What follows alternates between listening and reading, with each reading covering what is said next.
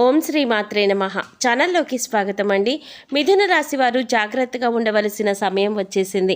June 11వ తేదీ పౌర్ణమి. ఈ రోజున జీవితంలో ప్రళయం రాబోతోంది. అయితే మీరు చేస్తున్న తప్పు ఏంటి, ఎందుకు ఈ పరిస్థితి ఎదురవుతుంది, అలాగే ఈ విపత్కర పరిస్థితి నుంచి మీరు ఎలా బయటపడాలి, మీ తప్పును ఎలా సరిదిద్దుకోవాలి, అలాగే ఈ సమయంలో మీరు చేయవలసిన దేవతారాధన, అలాగే పాటించవలసిన పరిహారాలేంటి అనే అంశాలన్నీ కూడా ఈ వీడియోలో మనం వివరంగా తెలుసుకుందాం. కానీ అంతకంటే ముందుగా మీరు కనుక మన ఛానల్ ఇప్పటి వరకు సబ్స్క్రైబ్ చేసుకోకపోతే సబ్స్క్రైబ్ చేసుకొని పక్కనే వచ్చిన బెల్ ఐకాన్ నొక్కి ఆల్ సెలెక్ట్ చేసుకుంటే మేము ఇలాంటి వీడియోస్ అప్లోడ్ చేయగానే ముందుగా మీకు నోటిఫికేషన్ వస్తుంది. అలాగే వీడియో నచ్చినట్లయితే లైక్ చేయండి. మీ జీవితానికి అలాగే మీ భవిష్యత్తుకు సంబంధించిన ఆసక్తికరమైన అంశాలు కూడా ఈ వీడియోలో తెలియజేస్తాము. అందుకోసం మీరు ఈ వీడియోని ఎక్కడా కూడా స్కిప్ చేయకుండా చివరి వరకు చూడండి. అప్పుడే మేమేం చెప్తున్నామో మీకు పూర్తిగా అర్థమవుతుంది. ముఖ్యంగా మీ కుటుంబ సభ్యుల్లో కానీ, మీ స్నేహితుల్లో కానీ, మీకు తెలిసిన వారిలో కానీ మిథున రాశి వారు ఉంటే వారితో మర్చిపోకుండా ఈ వీడియోని షేర్ చేసుకోండి.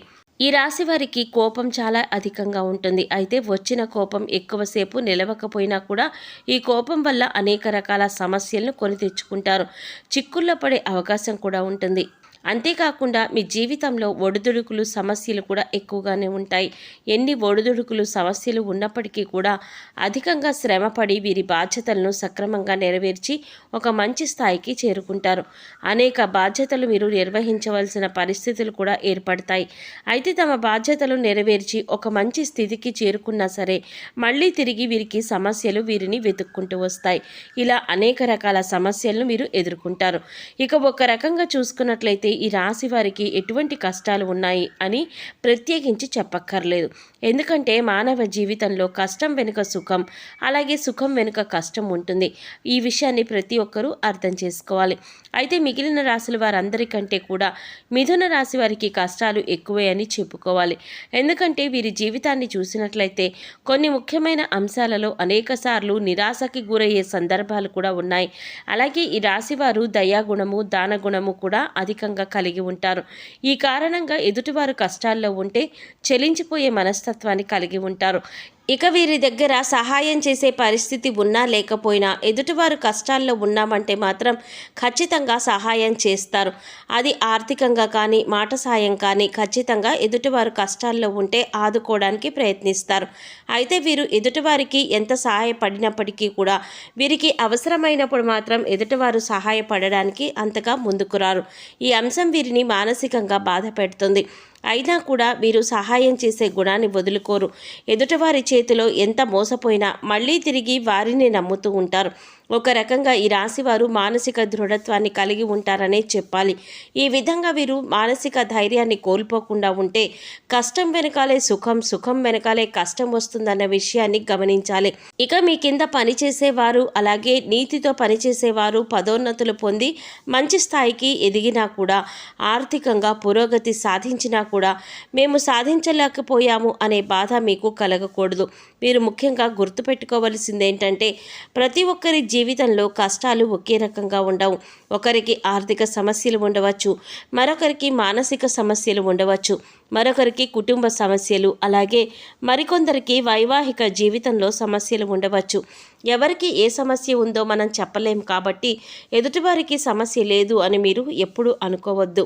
అలాగే అన్ని కష్టాలు నాకే వచ్చాయి అని కూడా మీరు కుంగిపోవద్దు. మానసిక ధైర్యాన్ని అధికంగా కలిగి ఉండాలి. ఈ విషయాన్ని మీరు గమనించి జీవితంలో ముందుకు సాగాలి. మానవ జీవితంలో కష్ట సుఖాలు అనేవి సర్వసాధారణం. అయితే గతంలో మీరు పడిన కష్టాలకి ఇప్పుడు పరిష్కారం అనేది లభించబోతోంది. శివయ్య అనుగ్రహంతో మీ ప్రతి సమస్యకి ఒక పరిష్కారం దొరుకుతుంది.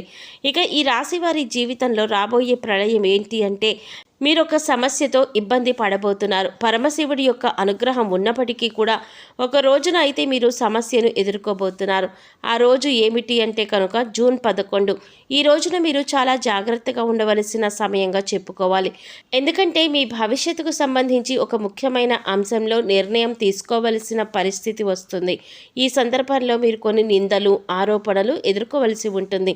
అయితే ఈ రోజున మీరు ఎదుర్కోబోయే సమస్య ఏదైతే ఉందో అది మీ భవిష్యత్తు పైన తీవ్రమైన ప్రభావాన్ని చూపిస్తుంది. పొరపాటున మీరు తీసుకునే తొందరపాటు నిర్ణయం వల్ల మీ పైన నేరారోపణ చేయబడుతుంది.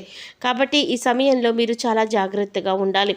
ఈ సమయంలో మీరు బయట వ్యక్తులతో కానీ ఇరుగు పొరుగు వారితో కానీ దురుసుగా ప్రవర్తించడం వల్ల, దురుసుగా మాట్లాడడం వల్ల, కేవలం మీ తొందరపాటుతనం వల్ల మీరు అనేక రకాల నిందలు, ఆరోపణలు ఎదుర్కోవలసి వస్తుంది. ఇందుకోసం మీరు మాట్లాడే ప్రతి మాట కూడా ఆలోచించి ఆచితూచి మాట్లాడాలి.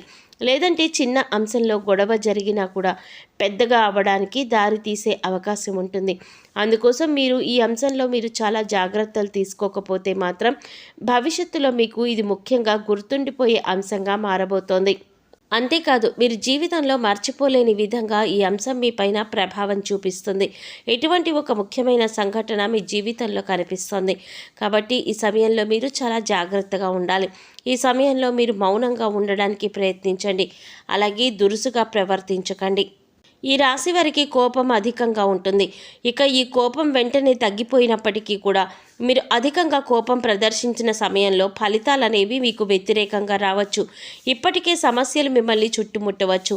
ఇక ముఖ్యంగా ఇటువంటి సమస్యల నుంచి బయటపడటానికి మీరు దురుసుతనం అలాగే కఠినంగా మాట్లాడే స్వభావాన్ని మీరు తగ్గించుకోవాలి.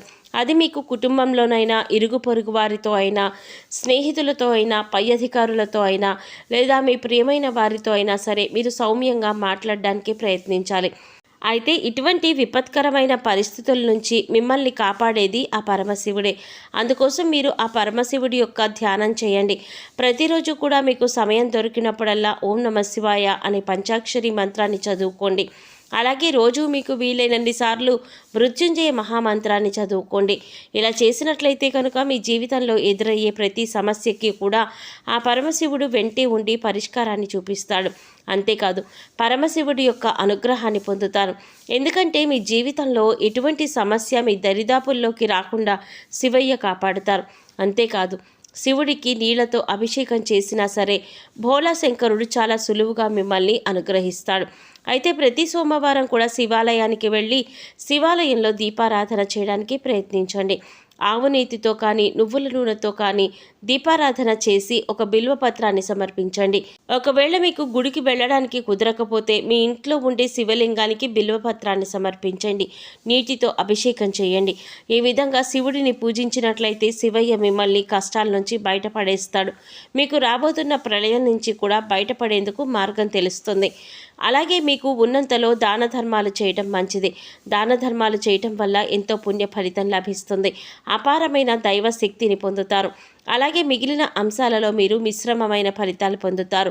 అలాగే మీకు ఉండే కోపం, మాట తీరు, అలాగే కఠినమైన స్వభావం కారణంగా ఈ సమస్యలు పెద్దవయ్యే అవకాశం కూడా ఉంది. కాబట్టి ఈ అంశంలో మీరు జాగ్రత్త వహించండి. చూశారు కదండి, జూన్ 11వ తేదీ మిథున రాశి వారి జీవితంలో ఎటువంటి ప్రళయం రాబోతోంది, ఆ ప్రళయం నుంచి మీరు ఎలా బయటపడాలి, ఈ ప్రళయానికి గల కారణం ఎవరు, ఈ సమయంలో మీరు ఏ దేవతారాధన చేసుకుంటే మీరు ఈ సమస్య నుంచి బయటపడతారు, మీరు మార్చుకోవాల్సిన ప్రవర్తన ఏంటి అనే అంశాలను ఈ వీడియోలో మనం వివరంగా తెలుసుకున్నాం కదా. ఈ వీడియో మీకు నచ్చినట్లయితే లైక్ చేసి మీ ఫ్రెండ్స్ అండ్ ఫ్యామిలీ మెంబర్స్లో మిథున రాశి వారు ఎవరైనా ఉంటే వారితో మర్చిపోకుండా ఈ వీడియోని షేర్ చేసుకోండి. అలాగే ఇప్పటి వరకు మన ఛానల్ కనుక సబ్స్క్రైబ్ చేసుకోకపోతే సబ్స్క్రైబ్ చేసుకొని పక్కనే వచ్చిన బెల్ ఐకాన్ నొక్కి ఆల్ సెలెక్ట్ చేసుకుంటే మేము ఇలాంటి వీడియోస్ అప్లోడ్ చేయగానే ముందుగా మీకు నోటిఫికేషన్ వస్తుంది. మరో చక్కటి వీడియోతో మళ్ళీ కలుద్దామండి. ఓం శ్రీమాత్రే నమః.